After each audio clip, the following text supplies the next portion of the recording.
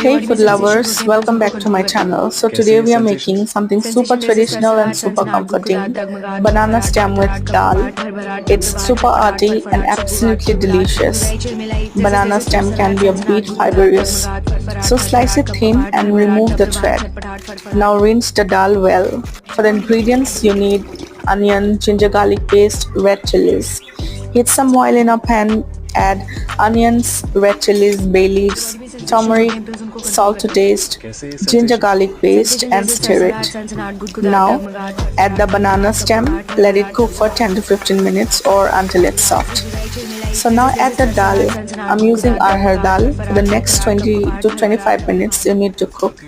Add water and here it is. The super tasty, super traditional banana stem with dal is ready. If you enjoyed this recipe, don't forget to like, share and subscribe and drop a comment.